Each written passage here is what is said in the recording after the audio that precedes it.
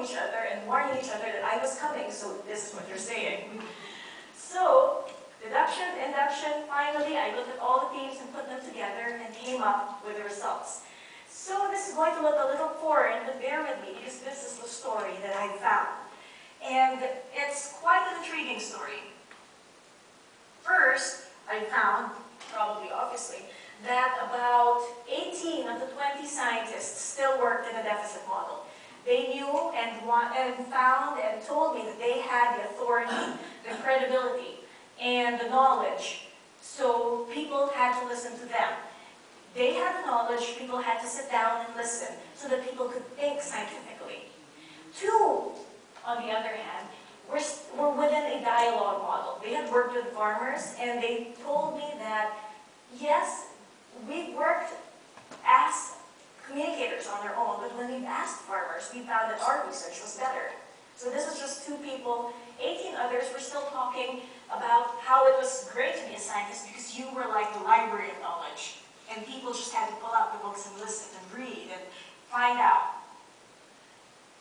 However, above and beyond that, I've also found the following themes. Now, the arrangement will be like this. I'll be showing you the themes and I'll be presenting quotes as is from the scientists. But I won't be reading through the quotes because some of them are just really long.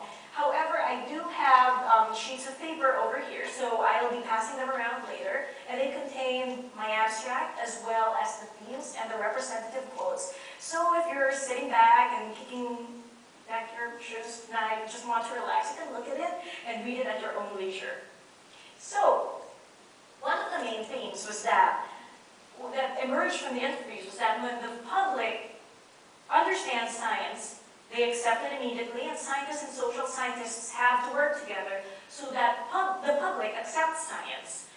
Some of my participants did not word this exactly, but here are a few representations. One participant said that if people are on your side as a scientist, then they will accept it. They will accept the science, and if they don't understand what will benefit them, then they can't accept it, so they have to understand. Another participant said that scientists and engineers were always thought to be truthful, and they didn't have the ability to lie.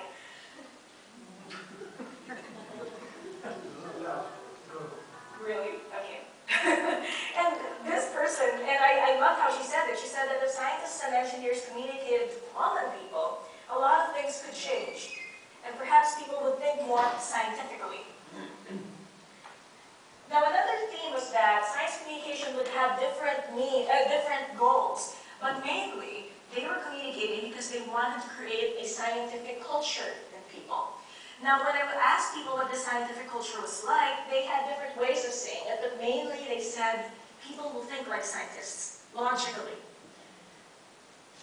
And one of my participants actually said that no matter what the media did, she still liked being interviewed by the radio and TV networks because it was her duty as a scientist to help people develop scientific thinking.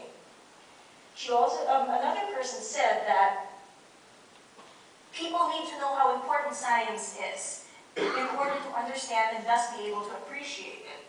And more than that, another duty that she mentioned was that it would be great to impart a bit of science culture, not just into common people, but into our politicians and administrators. And one of the participants, who also incidentally worked with farmers, said that one of the goals of science communication should be to open people's minds when they've already been closed. And this was especially true for the GMO debate. Another theme that came out, which is not in the framework, and which I found, was this common complaint. The mass media in the Philippines is flawed.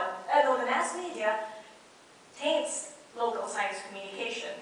And there were a lot of stories. This could make up a whole other paper of the experiences of my participants when it came to dealing with the mass media. Some of them said that those who are tasked to communicate science aren't up on the science. So you can be a great communicator, but because you don't have a background in science, you wouldn't be able to communicate the science well because there was nothing to communicate.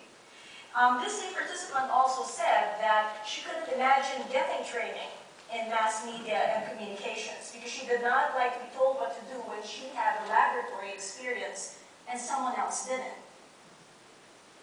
Another participant also said that media support was needed, and sometimes media edited what scientists said, and if only they would give it uncropped and unedited, then science communication could be improved.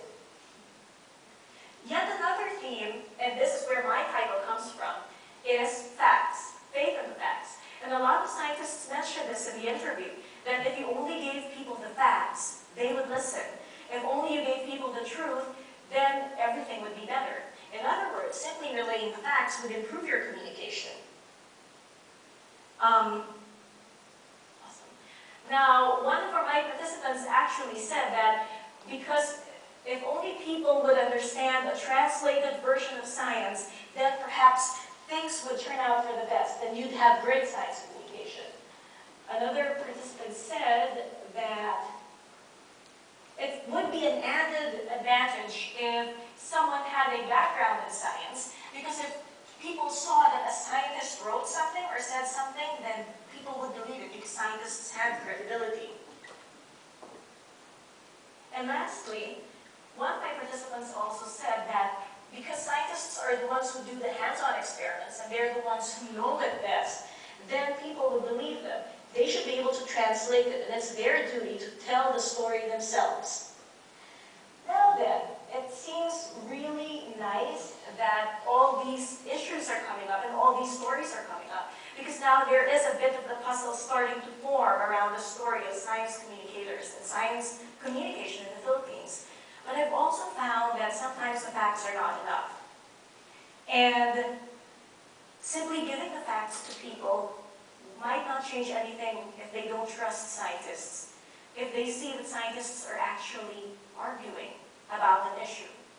And I've seen this in a lot of talks in the last 2 days about global warming, climate change.